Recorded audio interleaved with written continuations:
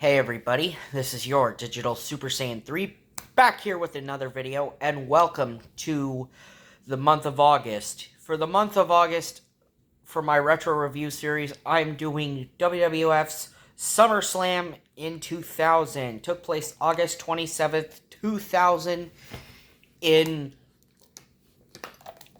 Raleigh, North Carolina at the PNC Arena. I know it was known by a different name back then, But yeah, so here we are, WWF SummerSlam 2000. Now, this one was a really mixed bag of a SummerSlam. You had some good stuff, and you had some crap.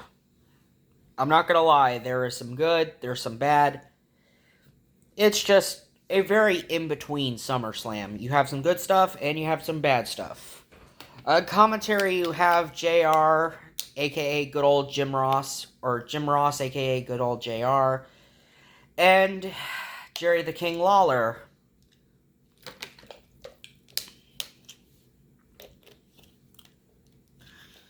So,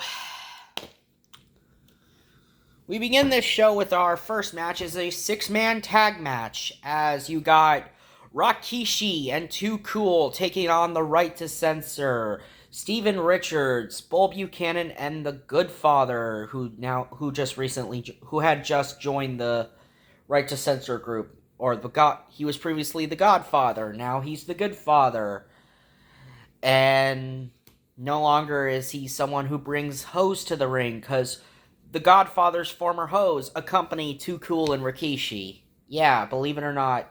And one of those former hoes that the Godfather had was actually Victoria. Yeah, believe it or not, Victoria was one of the Godfather's ladies.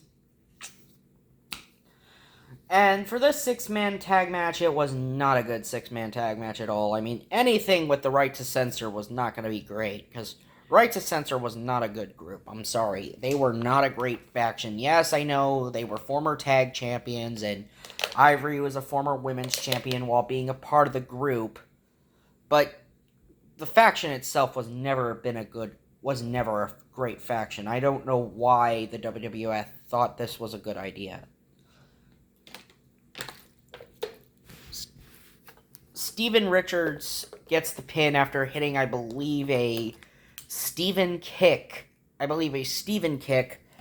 I think Scotty was the one who got kicked. I believe Scotty Too Hottie was the one who got the pin, or was the one who got pinned.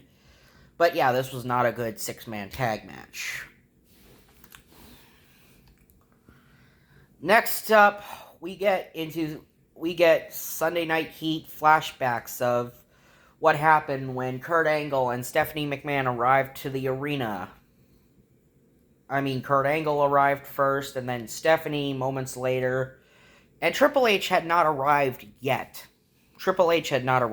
And even though he's in the main event of this show, with Kurt Angle and The Rock for the WWF title. Alright. And yeah, Stephanie was told by Jonathan Coachman that Kurt Angle had just arrived. Oh yes, and this was during the whole period of the love triangle storyline that was happening between Triple H, Stephanie McMahon, and Kurt Angle. Next up, we got former tag partners no more, as X-Pac defeats the Road Dogg.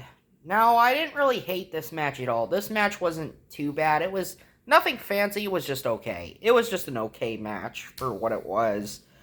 It was fine for what it was. It probably was Road Dogg's best singles match, even though Road Dogg was never that good as a singles guy. Road Dogg was always a tag team guy, and yes, Road Dogg would end up in another tag team, as he would team up with K-Quick to form, or he would be in a tag team with Ron Killings during the fall of 2000. Sorry about that. But yeah, it was Ron Killings and Road Dogg would form a tag team later that fall. So next up, we get our first title match on this show. And it is a mixed tag match for the Intercontinental Championship. And we had a backstage segment before this, as we have Val Venus, the Intercontinental Champion, and Trish Stratus taking on Eddie Guerrero and Chyna. So yes, there was Chyna being interviewed by Michael Cole, and then Trish Stratus is like, what is so special about her? You know, I'm just as beautiful as she is. And Val Venus is like, I don't care about Chyna, and I don't care that you have these issues. All I care about is defending my IC championship, Trish. And Trish is like, well, if it wasn't for me, you wouldn't even have that. Okay, so Val at this point has done away with his long ass hair, and he's got this really short haircut.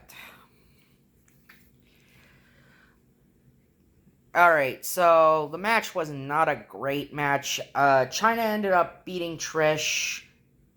Yes, in order for either Eddie or Chyna to become the Intercontinental Champion, they had to pin either Val or Trish. And because Chyna pinned Trish, she's the new Intercontinental Championship. Or the new Intercontinental Champion, I meant to say. So now Chyna, I believe this is like her second Intercontinental Championship win. And then she would lose it to Eddie Guerrero, who she was partnered up with. Yeah, she would lose the title to Eddie Guerrero.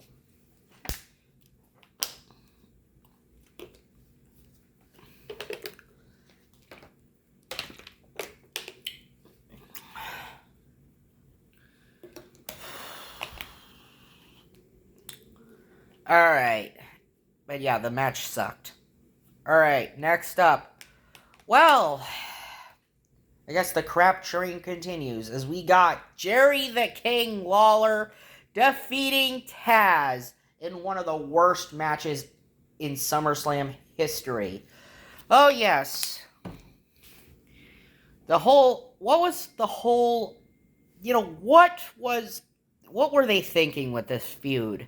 That they had Taz and Jerry Lawler have a feud. And yes, it was not just about that. They also had to throw JR in there as well. You know, as Taz had been messing with both JR and Jerry Lawler. And Taz smashed glass into JR's face, which messed up his eye, and JR had to get surgery for that. And now he's here in Raleigh. And yeah. So Jerry Lawler was already at ringside. And then out comes Taz, coming out with a cowboy hat and a walking stick to mock Lawler, calling him old and blind, even though Lawler technically was not blind. Yeah, Lawler technically can see. Well, technically it was making fun of JR, but you get the idea. So, yeah, this match should not have ever happened. Like, Jerry Lawler in 2000, like, why? Like, Jerry Lawler by this point, you know, he was past his peak. And Taz, his career was winding down as well. Like, he was a shell of himself in the 2000s. Like, Taz, his neck had, that neck of his had sustained so much damage over the years. So, yeah, Taz is no longer the killer he was in ECW. He no longer was one of the toughest guys in ECW. He was a shell of his former self. And it really showed here where during the ending of the match, Taz has the Taz mission on the King. JR gets up from the commentary table and he smashes a glass candy jar in Taz's face. And then Lawler got the 1, 2, 3 and defeated Taz. So yeah, they had Jerry Lawler wrestle on a pay-per-view in 2000. And yes, they would do the same exact thing when Taz would have a rematch with Lawler at the Unforgiven pay-per-view. But yeah, this match sucked. Next up, now we actually get into something really good. as we got a hardcore title match. So, Shane McMahon, all throughout the night, had been running from Steve Blackman. So, Shane McMahon is the hardcore champion, and he had pinned Steve Blackman on Raw to become the hardcore champion. The 24/7 rule was suspended by Commissioner Mick Foley. And so now Shane McMahon comes out, and then out comes Steve Blackman. And this was actually a really, really good match. I mean, for a hardcore title match, this was like the second time in SummerSlam history the hardcore title was defended. So SummerSlam had 3 hardcore championship matches. The first one happened in 99, then in 2000, and then in 2001, as the best of the hardcore title matches that ever happened at SummerSlam. Anyway, Blackman and Shane had a great match here, as Test and Albert even got involved to try to help Shane, and you see Blackman having to fight off all 3, Test, Albert, and yes, even Shane, and then the match ends when Shane McMahon gets chased up the top of the Titantron, climbing the top of this truck, and Blackman goes up to follow Shane, and then he knocks Shane off the top of the truck, and then Shane McMahon falls through this platform, and then Blackman dives down after him, and then 1, 2, 3, Steve Blackman is the new WWF Hardcore Championship. So we got 2 title matches down and 2 more to go. And 2 more to go for this show. Next up is a 2 out of 3 falls match as Chris Benoit takes on Chris Jericho. Now, Benoit and Jericho definitely had a great series of matches, especially in 2000. They had a solid series of matches, and this was one of them. Benoit and Jericho had a great 2 out of 3 falls match here at SummerSlam. I mean, you had Benoit win with the crippler crossface in the first fall. Then Jericho won in the second fall, locking in his signature Walls of Jericho. But the third fall was where it was at. And this was, like I said, a great wrestling match. And Benoit ended up winning by rolling up Jericho, by having his feet on the ropes. And this was like the second pay-per-view I've ever reviewed with Chris Benoit winning with his feet on the ropes. To have his feet on the ropes. This was like, I think, the second pay-per-view I've ever reviewed that had Benoit winning with a roll-up with his feet on the ropes. The first one I reviewed was last year with Unforgiven 02. And now we get the match of the night. The first ever tables, ladders, and chairs match. Oh my. As the team of Edge and Christian defend their WWF Tag Team Championships against the Hardy Boys, the Hometown Heroes, and the Dudley Boys, the Masters of the Tables. And all 6 of these guys go out and beat the ever-loving snot out of each other. This was a demolition freaking derby. I mean, this set the standard. This was the very first TLC match, and it showed. It was the first time TLC was ever a thing. And we finally get to see the end result of how the TLC formula came about. The match ends thanks to Edge and Christian retaining their tag team titles. Hell, Lita even gets involved during the match, and she eats a spear by Edge on the outside. All 6 of these guys went through tables, they went through ladders, and yes, they went through chairs. It was brutality at its core, and it was awesome. But sadly, the crap had to come back. As next up we get a quote-unquote skink face match as the Cat with Al Snow defeats Terry Runnels with Perry Saturn. Yes, that's right. Perry Saturn does not have a match at SummerSlam. And this match absolutely sucked. I mean, wow. The only way for either of these women to win is to apply the stink face to one another. Is to apply their stink face to someone. So the first person who uses the stink face wins, basically. And they were wearing thongs and bikini. They were wearing a bikini and thongs. Terry came out wearing red, and the cat came out wearing white. And the match ends when Al Snow threw head to the cat, I meant to say. He threw his signature head to the cat, and Cat used it to knock out Terry, and then put Terry against the middle rope, and then applied the stink face to her. I mean, it was bad enough these two women had a one-on-one match at WrestleMania, but why the hell did they have to have a full-blown feud that even had to end up in frickin' SummerSlam? I mean, I know it's fan service and all, but why? I know it was the Attitude Era, but man, this was not a good match. This was probably, I don't know which one was worse, this match or their WrestleMania match.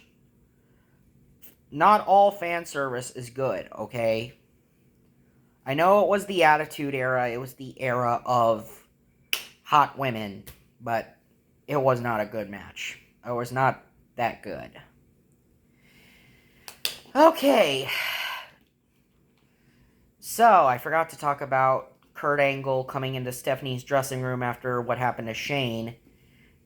And Stephanie said, "Did you hear anything about Shane?" And then Kurt Angle's like, "Oh, I think he just got the wind knocked out of him." And Stephanie's like, "I think he just got more than the wind knocked out of him, Kurt." And then afterwards, now we eventually got to Triple H finally arriving, and Triple H, in his dressing room as he's getting ready for his match later tonight in the big triple threat match for the WWF title. Triple H is telling Stephanie to stay away from Kurt Angle, and Stephanie even gets a phone call from Kurt, but pretends it's her mother, Linda, just so Hunter wouldn't get suspicious. And then Triple H is like, "Is that your mother? Let me talk to her." And then he says, "Hello?" And then Triple H is like, "That's odd." Okay, so now we get into our next match as The Undertaker takes on Kane. That's right. We get a match between Undertaker and Kane at SummerSlam. And yes, Kane had just turned his back on his brother, The Undertaker, after chokeslamming The Undertaker and then busting The Undertaker open on SmackDown. The match never officially got underway. We never got a proper match. It was just mainly just a brawl. And that's all this was just a wild brawl. And Undertaker ends up ripping Kane's mask off, and he busted Kane open with a vile chair shot, as well as ramming Kane with the steel steps. I believe Kane got I don't know if it was a chair shot that busted Kane open, or was it the steel steps. But yeah, Kane bled, and he ended up having to walk off, demasked, but he still had the wig on. And now we get to it, the main event for the WWF Championship, as The Rock, the WWF Champion, who's caught in the middle of all this chaos, defends against Kurt Angle and Triple H. So Kurt Angle comes out first, and he cuts a promo. Then out comes Triple H, and man, Triple H does not want to wait for The Rock. He wants to get his hands on Kurt Angle right now. As this was like during the whole big love triangle between Triple H, Kurt Angle, and Stephanie that this storyline was going through. And Triple H, he ends up pedigreeing Kurt through the table. Kurt ends up going through the table, and then out comes The Rock as the gurney was coming down to get Kurt out of there. The Rock and Triple H mostly have it out, and this match was a really good match. Kurt would come down at the end. He would come down, and he would get involved in breaking up the pins after Stephanie McMahon encouraged Kurt Angle to come back and try to help Triple H. But, of course, Kurt Angle would cost Triple H, because why would he help Triple H after Triple H attacked him? After Triple H pretty much pedigreed him through the table and was the reason he ended up on the gurney.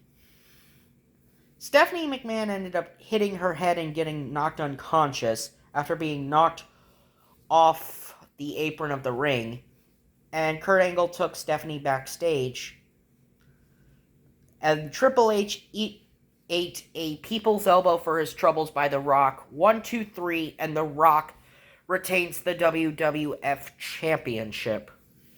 And overall, it was a good end to this SummerSlam. So, SummerSlam 2000. Final thoughts? Well, it may not be one of the best SummerSlams. It definitely wasn't. It was a very decent event. It was a very cut and dry in the middle tier SummerSlam. It was definitely a mid-tier SummerSlam. With a lot of great matches and some really crap matches thrown in. Anyway, this has been your Digital Super Saiyan 3, and my next pay-per-view, we go all the way back to 1996 in September for In Your House Mind Games. See ya!